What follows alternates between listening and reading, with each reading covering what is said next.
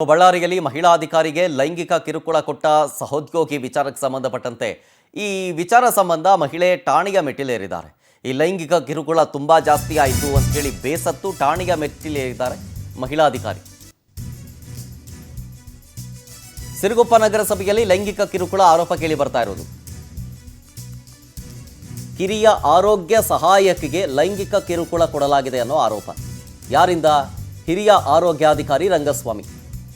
ಈತನ ವಿರುದ್ಧ ಆಪಾದನೆ ಮಾಡಲಾಗ್ತಾ ಇದೆ. ಈಗ ಸಿರುಗುಪ್ಪ ಠಾಣೆಗೆ ದೂರು ಕೊಟ್ಟಿದ್ದಾರೆ ಆ ಮಹಿಳಾ ಸಹೋದ್ಯೋಗಿ. ಜೊತೆಗೆ ಪೌರ ಕಾರ್ಮಿಕರ ಮುಂದೆ ಬೆದರಿಕೆಯನ್ನ ಹಾಕಿ ಹಿಂಸೆ ಕೊಡ್ತಾ ಇದ್ದಾರೆ ಅಂತ.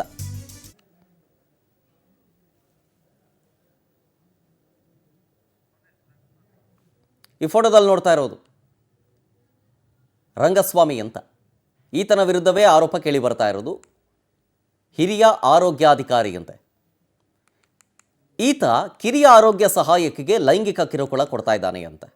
ಕೇವಲ 1-2 ದಿನದ ವಿಚಾರ ಅಲ್ಲ ಇದು. ನಿರಂತರವಾಗಿ ಆ ಮಹಿಳಾ ಅಧಿಕಾರಿಗೆ ಕಿರುಕುಳವನ್ನು ಕೊಡ್ತಾ ಇದ್ದಂತೆ ಈತ.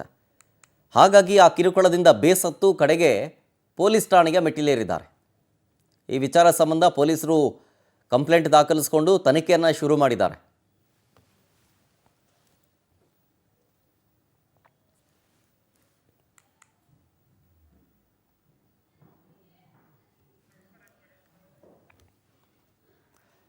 ನೋಡಿ, ಇದೆ ಸಿರುಗುಪ್ಪ ನಗರಸಭೆಯ ಅಧಿಕಾರಿ ಮಾಡಿರುವಂಥ ಕೆಲಸ, ಗನಂದಾರಿಯ ಕೆಲಸ. ಮಹಿಳಾ ಅಧಿಕಾರಿಗೆ ಲೈಂಗಿಕ ಕಿರುಕುಳ ಕೊಟ್ಟಿದ್ದಾನೆ ನಿತ್ಯವೂ ಅಂತ.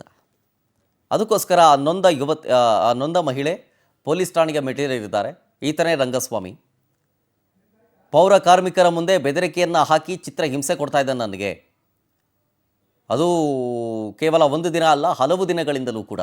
ಹಾಗಾಗಿ ಆತನ ವಿರುದ್ಧ ಕಂಪ್ಲೇಂಟ್ ಕೊಟ್ಟು ಕ್ರಮ ಆಗಬೇಕು ಅಂತ ಒತ್ತಾಯ ಮಾಡಿದ್ದಾರೆ. ಡೀಟೇಲ್ಸ್ ಕೊಡ್ತಾರೆ ಇನ್ನಷ್ಟು ನಮ್ಮ ಪ್ರತಿನಿಧಿ ವೀರೇಶ್ ಫೋನ್ ಸಂಪರ್ಕದಲ್ಲಿ. ವೀರೇಶ್, ಆ್ಯಕ್ಚುಲ್ ಆಗಿ ಆಗಿದ್ದೇನು, ಜೊತೆಗೆ ಕಂಪ್ಲೇಂಟ್ ಕೊಟ್ಟ ವಿಚಾರ ಸಂಬಂಧ ಪೊಲೀಸರು ಕ್ರಮ ಏನು ತಗೊಂಡ್ರು?